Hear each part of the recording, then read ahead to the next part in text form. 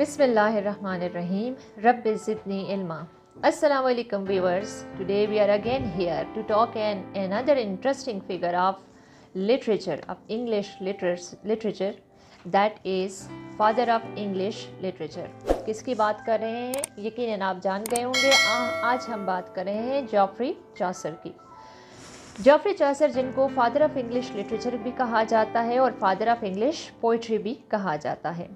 Chaucer के बारे में कहा जाता है कि आपकी पैदाइश, आपकी एग्जैक्ट डेट ऑफ बर्थ का तो हमें मालूम नहीं है, लेकिन अंदाज़न से कहा जाता है दिस वाज एटलीस्ट इन 1340, जब आपकी पैदाइश हुई एक मर्चेंट फैमिली में और लंदन सिटी में आप रहते थे। वहीं पर आपकी परवरिश हुई, वहीं पले बढ़े। आपके फादर जो थे जॉन चॉसर, वो एक मर्चेंट थे। चॉसर का मीनिंग फ्रेंच वर्ड में, चॉसर एक फ्रेंच वर्ड है जिसका मीनिंग है शू मेकर। चॉसर के फादर बिगिनिंग से ही उनका रॉयल फैमिली के साथ गुड टर्म्स थे और वहीं पर वो उनके साथ बिजनेस करते थे। इसी वजह से चॉसर को भी चांस मिला रॉयल फैमिली में आने जाने का। और from the early age of his life ही started to work as a royal page, then as a mystery of king. ये मुख्तलिफ जॉब करते हुए आपको मौका मिला, आप रॉयल कोर्ट में रहे, रॉयल कोर्ट ऑफ लंदन में रहे और आपने लॉ में भी एजुकेशन हासिल की और बाद में इस लॉ कोर्ट में आप काम करते रहे। यही मुख्तलिफ वो पोजीशंस थी जिन पर काम करते हुए चॉसर को मौका मिला मुख्तलिफ लोगों से मिलने का, उनकी लाइफ जानने का। और आपने अपनी जो पोइट्री स्टार्ट की तो अपनी पोइट्री में आपने इन्हीं एक्सपीरियंसेस को डिपिक्ट किया। 1366 में आपकी शादी हुई फिलिपा से और फिलिपा भी एम्प्लॉयड थी कोर्ट में।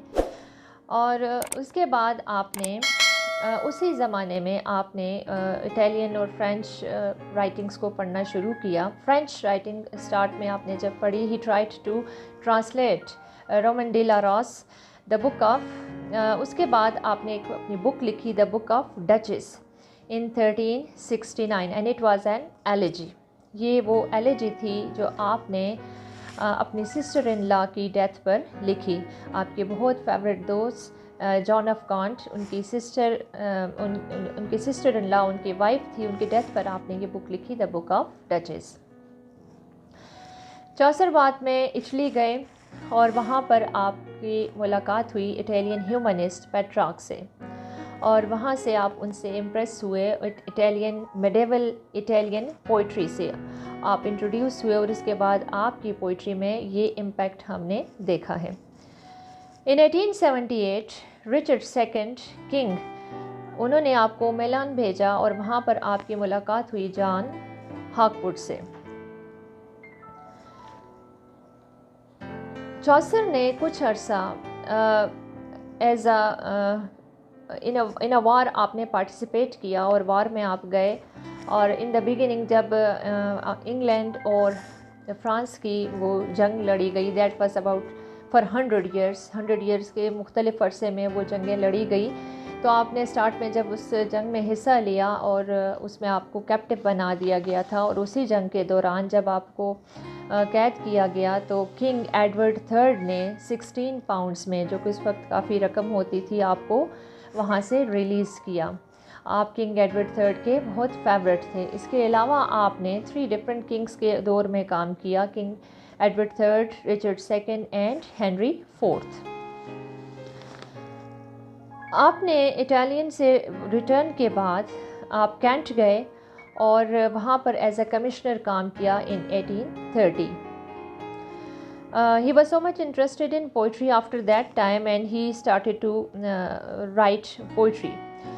उसी अरसे में आपने पार्लियामेंट ऑफ फॉल्स लिखी और फिर उसके बाद आप डेप्टी फॉरेस्टर भी रहे और 1400 में आपका कहा जाता है 1400 में आपकी डेथ हुई। और ये वो वक्त था कि जिस वक्त आपकी डेथ हुई, आपकी डेथ के बारे में ये कहा जाता है that is due to unknown reason, लेकिन ये भी कहा जाता है कि शायद कि कुछ एनिमीज़ थे रिचर्ड सेकंड के जिन्होंने आपका मर्डर किया।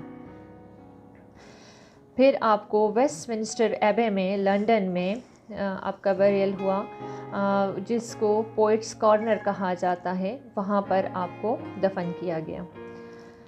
आपके जो फेवरेट फ्रेंड थे जॉन एफ गॉन्ट, उन पर आपने एक शॉर्ट पोएम लिखी।